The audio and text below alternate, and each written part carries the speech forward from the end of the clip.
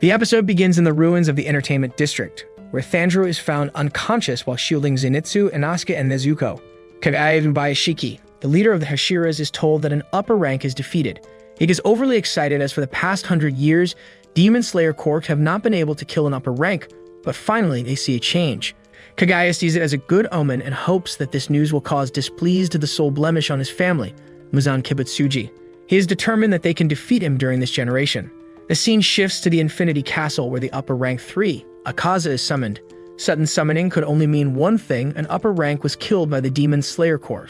During the whole scene with Infinity Castle, the animators flex how good they are. Truly, a cinematic masterpiece. From a pot comes out the upper rank 5, Jocko, who pretends to feel nice for meeting Akaza after 90 years. From the stairs emerges the upper rank 4, Hantagu, who corrects Jocko that it's been 113 years since they were last summoned. Hantagu shows his distress over the number 113 as it is an odd number and a prime number. Akaza asks the Biwa women, who summon everyone in the Infinity Castle as per Muzan's order, whether Muzan has arrived or not. She tells him that Lord Muzan has not arrived yet, however, upper rank 1 is here. In fact, he was the first one summoned. Akaza is interrupted by Doma, the upper rank 2. Doma has a reckless and childish personality, who likes to mess up with others. The scene shifts to the upper rank 1, Kokushibo. For now, we could only see his maroon hair and sword from the back. Muzan is finally here, who tells them that upper rank 6, Jutaro, has been killed. Doma apologizes to Muzan as he was the one who brought Jutaro. Muzan shares that Jutaro's weakness, Daki, his sister, cost him his life. However, it does not matter anymore. Muzan expresses his anger for the upper ranks and calls them useless for not taking care of Kagaya and Blue Lily yet. Hantagu, who has a cowardly personality, shivers from his fear of Muzan. Jocko shares that he has information that would please his Lord Muzan. In an instant, Jocko's head was in Muzan's palm, who tells him to never bring him any unconfirmed news. Muzan tells the upper ranks that he won't be lenient with them anymore and commands Jocko to head over the place with Hantagu once he confirms the information. With that, Muzan leaves. Doma asks Jocko for his information, telling him that he wants to tag along. Akaza gets annoyed and slashes half of Doma's head. In an instant, Akaza's hand was sliced off as well by the six-eyed upper rank 1, Kokushibo, who tells Akaza to respect the hierarchy and mind his actions toward his seniors. He suggests Akaza to officially challenge Doma or Kokushibo for promotion. Doma mocks Akaza by saying that he has every right to be upset, given how Doma became a devil after Akaza, yet was promoted over him. Akaza tells Kokushibo that he will kill him and take his rank. Kokushibo is transported back, followed by Akaza. Jocko and Hantagu were sent off to confirm the information. Lastly, Doma is sent back to his place too, where his disciples are waiting for him. A maroon-haired guy with the same earrings as Thandro is seen sitting in a house holding a baby. The host, who looks exactly like Thandro, maybe someone from his ancestors, apologizes to this guest for making him babysit as his wife is sleeping. The host is Sumiyoshi, who thanks his guest for saving his life before and offers to pass down his surname for his own family, as the maroon-haired guy does not have any hair. Let me remind you that this maroon-haired guy is the same person whom even Muzan is afraid of and has a similar mark on his forehead like Thandro. He tells Sumiyoshi that he failed to protect anything that was dear to him, so passing on his name is worthless. Meanwhile, the dream ends as Thandro wakes up with tears in his eyes because of witnessing the sadness of that guest. Kanao notices that Thandro has finally woken up and tells him that he has been in coma for the past 2 months since his fight with Jutaro and Daki. A man named Godo introduces himself and shares his story. He is a member of Demon Slayer Corps cleanup crew, a Kakushi. When Thandro was first brought to the Hashira meeting, a man said to him that, "Are you gonna sleep all day? Wake the hell up." The man who said that was Godo. He's also the one who found Thandro and others unconscious in the entertainment district 2 months ago. Being younger than him, yet fighting with their lives online, Godo respects Thandro and his friends, excluding Inosuke as he finds him weird. He is walking down the hallway with a tray of premium Castella in his hand, and he is trying too hard not to gobble it up. This Castella is a gift of Thandro. Thandro is known for having a great sense of smell, so with Castella by his side, he might wake up from coma. He enters the room to find a broken vase and gets a bit angry on Kanao. However, he cannot express his anger as she is his senior, not in age but in rank. He cleans up the vase and gets near Thandro's bed, only to find him out of coma already. He lashes out at Kanao and tells her to make a noise as it is a big deal. He calls everyone and announces that Thandro has woken up. Aoi and the triplets rush over immediately. They tell Thandro that Zenitsu woke up the next day they brought them in, and is already out on a mission, against his will of course. The Sound Hashira walk out of the entertainment district with the help of his wives, which was very surprising to Godo, given how injured he was. Awa shares that Inosuke was on the verge of death. Because of all the poison spread in his body, he was in terrible condition. Tanjiro gets sad, telling them that in that case, he must be hallucinating Inosuke stuck on the ceiling above him. They all look up and Inosuke really is stuck on the ceiling, typical Inosuke stuff. Inosuke thanks Tanjiro for noticing him. He jumps on Tanjiro's bed and tells him that he woke up 7 days before him, so he is stronger than Tanjiro. Kyo shows Tanjiro a picture of Honey Badger, who is poison-proof, so it eats up poisonous snakes, and shares that Lady Shinobu said that Inosuke is just like this honey badger. Kyo, 1 Inosuke, 0. Inosuke interprets this mockery as a compliment, saying that he is immortal. Goto tells him that he is not immortal, but an idiot. Inosuke gets angry, and he tries to fight with Goto, while Elwa tries to stop him. Kanao is getting bothered by the noise, and the kawaii silent girl shouts at them to be quiet as Tanjiro is asleep. At night, even Chachimaru, Tomeo's cat, visits Tanjiro and is glad that he did not die. A week later, Tanjiro is back on his feet while Inosuke takes on a job and sets out. Meanwhile, Zenitsu is still out on a mission far away, trying to escape, while other court members say that it's like a non-stop racket. Tanjiro starts his rehabilitation training. While training, Tanjiro asks the triplets if his sword has arrived, as his second sword got chipped in the battle entertainment district. They inform him that no sword came, although he did get some letters from Mr. Haganazuka, his swordsmith. Mr. Haganazuka confessed his feelings and clearly got them to Tanjiro by saying that he has no sword for the likes of him. Among other things, he wrote that he will never forgive him, he hates him, and he will curse him. Kyo suggests Tanjiro to go to the village. Suma and Naho add that it might be better if he meets him directly, rather than writing to him. He gets the approval, and a Kakushi is appointed as his guide. The guide tells him to cover his eyes and ears. As Tanjiro has a good sense of smell, she sticks plugs in his nose as well. Moreover, Tanjiro will be carried on her back. As Swordsmith Village is a vital place to the course, they keep its location a secret to prevent demon attack. Even this lady carrying Tanjiro does not know the location, instead, she is following a crow. After a certain distance, Tanjiro gets passed on to another Kakushi. The routes and Kakushi change several times and even the crows switch too. Like us, Tanjiro is impressed of the smart people and their attention to detail. The guide takes off Tanjiro's blindfold as he has finally reached the Swordsmith Village. She tells him to meet the chief first and guides him on the way to his house. Tanjiro thanks Kakushi for bringing him here. The echoes of his gratitude reach a pretty lady in the hot springs. This pretty pink-haired lady is the love Hashira Mitsuru Kanroji. We see a visual of her getting out of water as the scene shifts back to Tanjiro. The chief of village introduces himself as the smallest and the most important man of the village. He goes by the name Tekken Kawahara. He shares that currently Hotaru Haganazuka, his swordsmith, is missing. Tanjiro finds the name very cute, and the chief tells him that he was the one who named him. However, Hotaru said it was too cute and blasted him. He tells Tanjiro that Hotaru has always been very emotional and it's his fault for forging a faulty sword that broke mid-fight. Once they find him, they will apprehend him and bring him back here, while the person at Chief's back imitates punching. Till they find him, the chief suggested Tanjiro to enjoy his stay here and visit the hot springs that are good at healing wounds. On his way to hot springs, Mitsuri runs to Tanjiro and complains about the rude guy who ignored her when she said hello to him above the stairs. Kawaii Mitsuri cries that all the good vibes from her bath have been cancelled out. However, Tanjiro knows just what would cheer her up. He tells her that dinner tonight is Matsutake rice, and she is overjoyed and runs away. At the spring, Tanjiro gets hit by a tooth.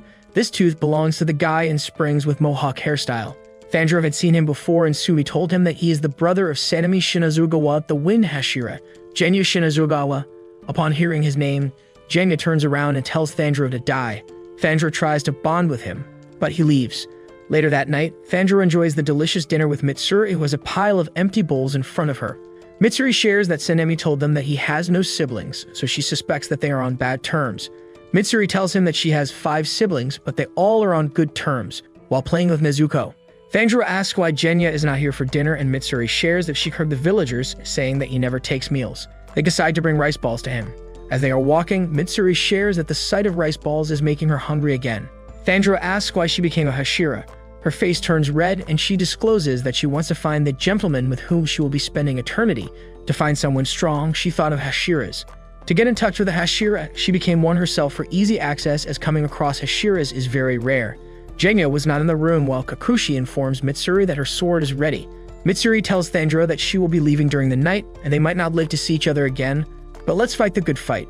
She praises him for fighting an upper rank and surviving. She tells them that Mitsuri Kanroji is rooting for the Kamado siblings. Tanjiro responds that he will work hard to become strong enough to defeat Muzan. This makes Mitsuri and Kakushi skip a heartbeat. Before leaving, she tells him that there's a secret weapon in this village that will make him stronger, so try to look for it. The next morning, after having a delicious breakfast, Tanjiro sets out to find the weapon. In the forest, he sees the missed Hashira Muichiro Tokido, who is trying to take the key from a kid, whereas the kid refuses to hand it, saying that his ancestors made it and is precious to him. Tanjiro notices someone else behind the kid as well, a maroon-haired swordsman with the same earrings as Tanjiro. With that, the amazing first episode comes to an end. The second episode begins at the scene where the first episode ended. The boy's asking the Hashira to leave as he would not give him the key, nor would he let him use the doll. Tanjiro eavesdrops on them, although he finds it unethical to be listening in on others' conversation. However, he wants to make sure that they are not fighting. The missed Hashira Tokido has enough of the kid's protests, so he slaps him and then picks him up from the ground. Just then, Tanjiro intervenes and tells Tokido to let go of the boy. Tokido, who is bothered by how loud Tanjiro is, asks who he is. Tanjiro tells him to mind his actions, especially with the kid, while noticing that his grip has not even bulged him, even though his arms are thin, and he is smaller than Tanjiro. Tokido tells Tanjiro to let go off his hand and hits him with his elbow.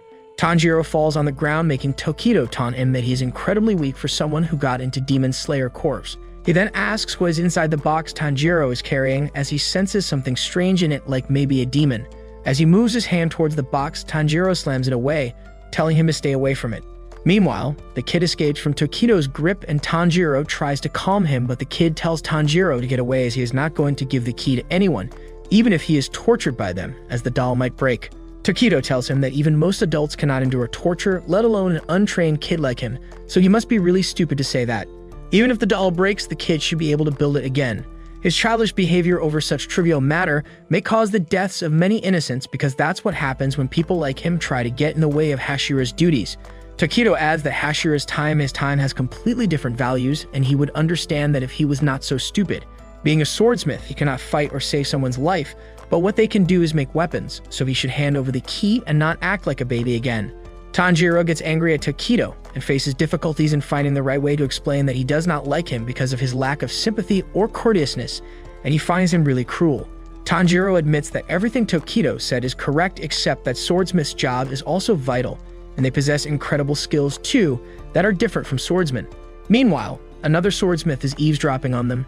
Tanjiro adds that without their swords, swordsmen would not be able to do anything, so both swordsman and swordsmith need each other as they are both fighting the same battle. Before Tanjiro could go on, Tokido interrupts him, saying that he does not have time to stand here and listen to Tanjiro's boring speech, so he hits Tanjiro, making him fall on ground and losing consciousness. Just before opening his eyes, Tanjiro hears the kid talking to another person who's telling him not to worry as he will carry Tanjiro down the mountain. However, that man notices Tanjiro's eyelids moving, so before he wakes up, the man runs away. Tanjiro wakes up and asks right away if Mr. Haganazuka, his swordsmith, was here just now, but the kid lies that Tanjiro is mistaken.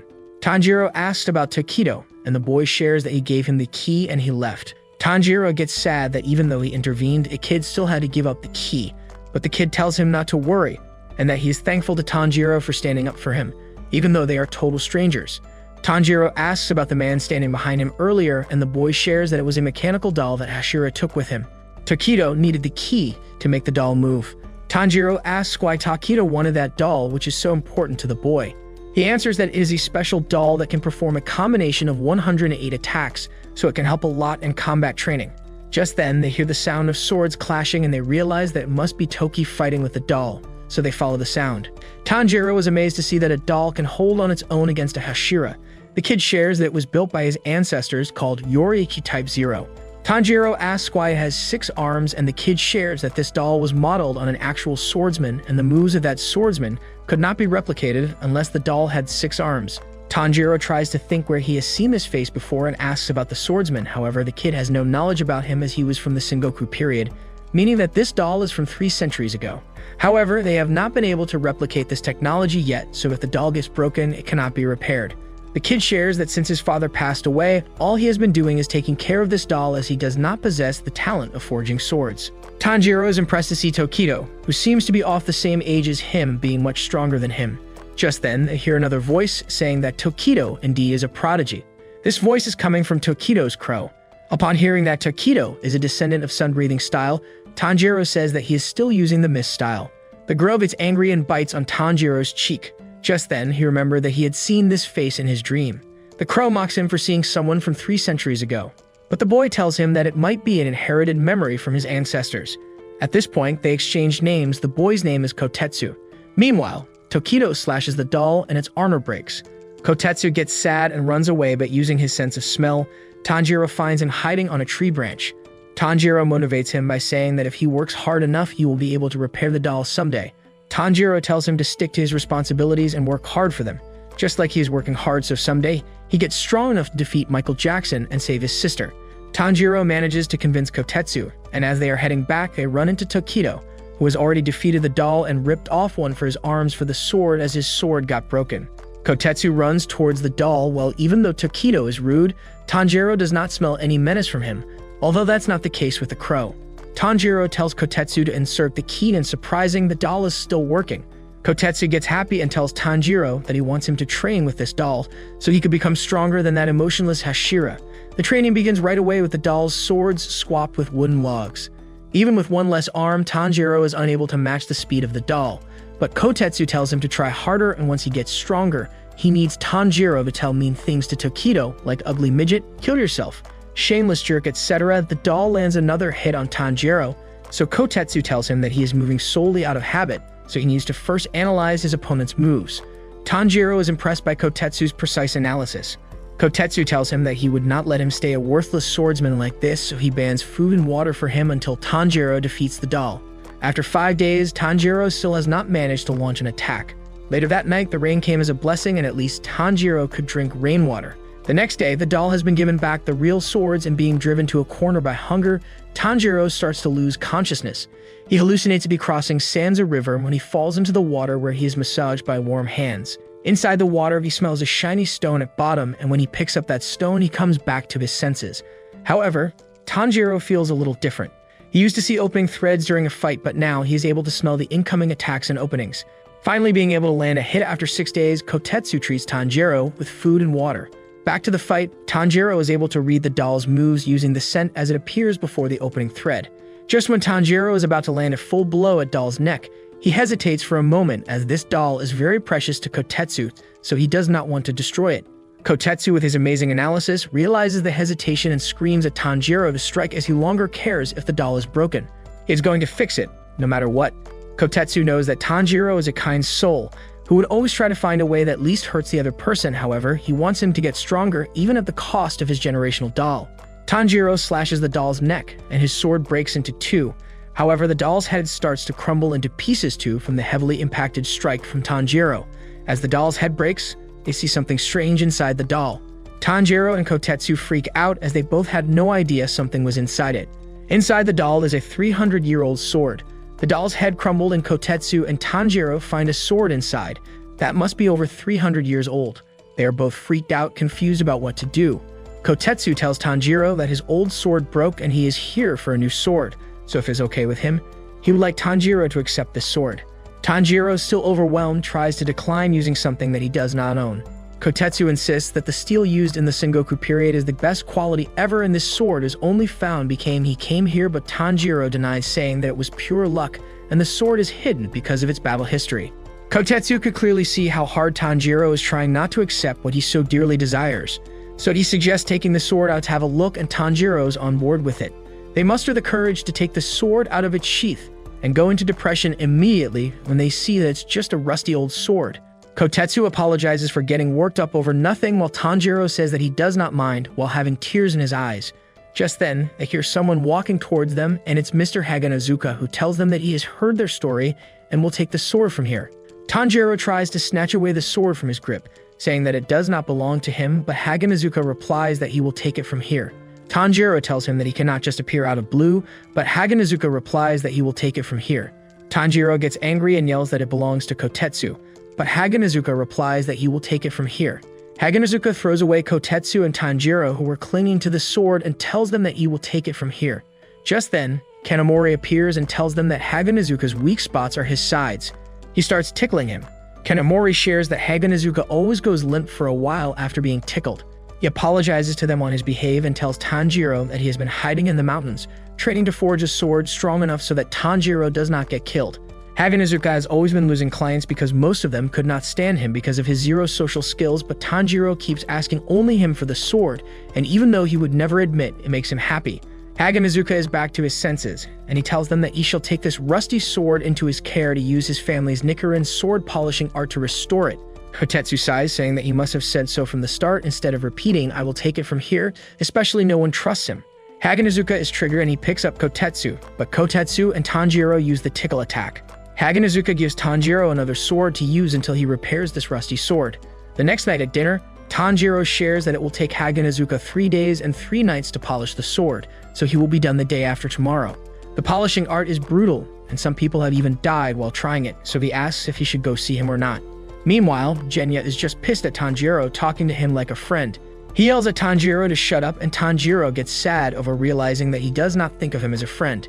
He would never befriend someone who broke his arm, but Tanjiro tells him that it was his own fault for hitting a girl. Tanjiro notices that Genya does not have a missing tooth like the time at Hot Springs, and Genya tells him that he was mistaken then. To his surprise, Tanjiro still has that tooth as he wanted to return it to him. Realizing how creepy Tanjiro is, Genya throws him out of the room. Tanjiro talks to Nezuko about Genya while braiding her hair like her idol Ms. Kenroji. Whatever Tanjiro says, the sweet kawaii Nezuko nods along. Meanwhile, Kanamori finds a vase on the stairs on his way back from the hot spring. He noticed that the vase was not there when he was going up. He gets closer to the vase and is suddenly dragged inside and then thrown out like a squeezed lemon. Upper rank 5, Yako, comes out of the vase complaining about the bad taste of mountain swordsmith's flesh. However, he is still determined to destroy the whole village and kill the demon slayers present here, as it would make the demon slayer court weaker. On the roof of the lodge where Tanjiro is staying, we see upper rank 4, Hantengu. Thanks to Gyako, they were able to find this place. However, he is still worried about their lord, Michael Jackson, who is enraged with them. So they must end this quickly. The scene shifts to Genya, who enters the hut of his swordsmith, making sure no one is following him at this time of night. There is no one inside, however. He finds his sword on the table already, and he thinks to himself that even though his brother is against it, he has to do it. Tokido pinches Tanjiro's nose to wake him up and asks if he knows a man named Kanamori. Tanjiro wakes up with a shock at getting his nose pinched. Tokido tells him that his reaction was too slow, but Tanjiro shares that he would have sensed him entering if there had been any animosity. He tells him that he does know Kanamori, and his guess is that he might be with Haganazuka. Tokido shares that Kanamori is his new swordsmith and asks where Haganazuka might be. Tanjiro himself does not know, so he offers to search for them together. Tokido is confused, so he asks why Tanjiro cares a lot about other people, and isn't there something he needs to do for himself. Tanjiro tells him that whatever he does for others comes around to help him as well. Tokido is amazed at the answer he got. Just then, Nezuko wakes up, who seems very strange to Tokido. Suddenly, the door slides and the crying upper rank Hantengu enters. Tanjiro immediately realizes that a demon he did not notice and yet got so close must be an upper rank, so he tells Tokido to be careful as he charges with the 4th form of mist breathing style. Hantengu evades the attack, and Tanjiro and Nezuko attack him as well. Tanjiro tells Nezuko not to transform as she might go into full demon form again. Tokido charges at Hantengu again, who still has not attacked them, and beheads him. However, Tanjiro knows that upper ranks do not always die even if they are beheaded.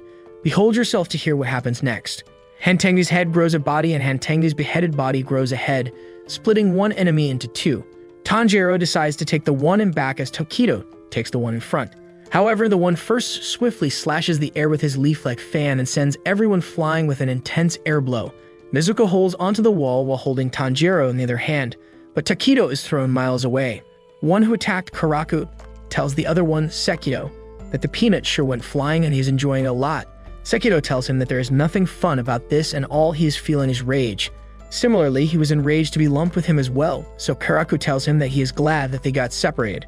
While Tanjiro is still confused whether they both should be beheaded at once or what, Sekido hits his chakra on floor and releases blue and red electric waves that shock Tanjiro both figuratively and literally.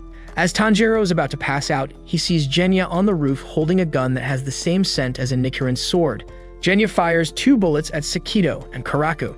The bullets go through Karaku's neck, beheading him right away while he misses the shot at Sekido, so he charges at him with his sword and beheads him as well. Tanjiro tries to stop Genya, saying that no matter how strong his weapon is, these demons cannot be defeated like this. If he slashes it, it is only going to split into many more demons. As it gets younger and stronger, he is letting them slash him on purpose. Tanjiro was too late, and he sees Genya surrounded by 3 demons now. Our boy is good at math, so he notices that there should be a fourth one as well who is missing. As he tries to look for it, the fourth one grabs Tanjiro's leg in his claw and flies away. Tanjiro tells Nezuko that he will be alright, and she should help Genya. However, just then, he sees Genya getting pierced by a sword from Eizetsu. All four demons have different powers. As the flying demon Roji is about to attack Tanjiro with a small Kamehameha from his mouth, Tanjiro uses Hinokami Kagura to slash his leg.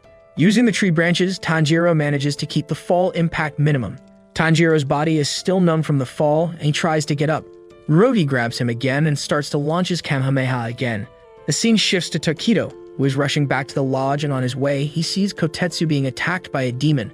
More like a demon spell, as it has a weaker presence than a demon. Tokido thinks to himself that Kotetsu is barely a swordsmith, so his life is not as important. His main priority right now should be saving the chief and others with greater skill. As he is rationalizing his thoughts as always, he remembers Tanjiro's helping others reply, so he saves Kotetsu from the demon and tells him to run away. That was all for today. Make sure to leave a like and subscribe if you enjoyed this video and you would like the next part.